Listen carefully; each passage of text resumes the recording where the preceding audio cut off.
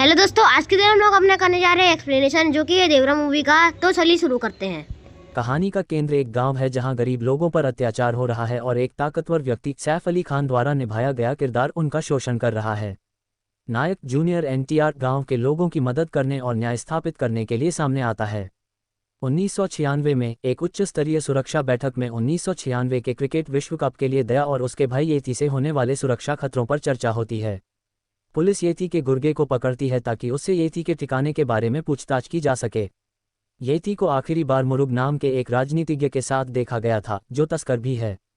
ये जानने पर कि मुरुग की मृत्यु हो चुकी है, वे अवैध तस्करी के लिए तस्करों के रूप में भेष बदलकर काम करने का नाटक करते हैं। वे डीएसपी तुलसी से संपर्क करते हैं, जो उन्हें रत्नागिरी पहाड़ियों में स्थित रेडसी गांवों का दौरा करने को कहते हैं। वे गांव में भैरा से मिलते हैं और उसे तस्करी करने की धमकी देते हैं, लेकिन वह उन्हें हिंसक रूप से मना कर देता है। वे सिंगप्पा को पाते हैं, जो उन्हें नाव में समुद्र तट पर ले जाता है।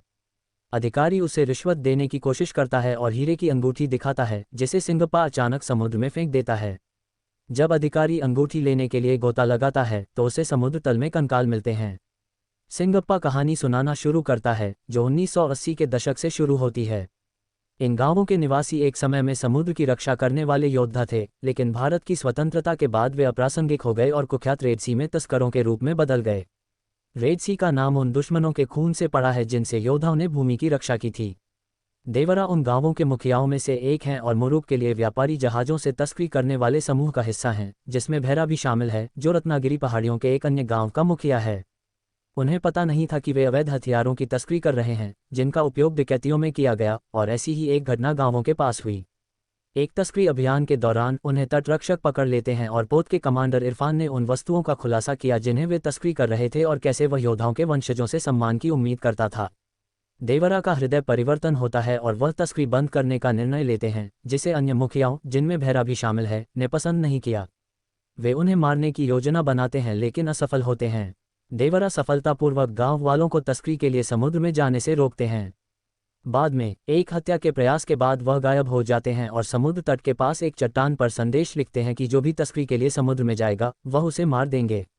वर्षों बीत जाते हैं और सभी मछली पकड़ने को अपने जीवनयापन का साधन बना लेते हैं, क्योंकि देवरा ने तस्करी करने वालों को मार डाला, जबकि गांव वालों के लिए वह अदृश्य बने रहे।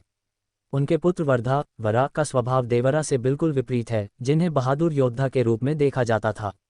थनगम, जो अन्य गांवों के मुखियाओं की बेटी है, उनकी बचपन की दोस्त और प्रेमिका है।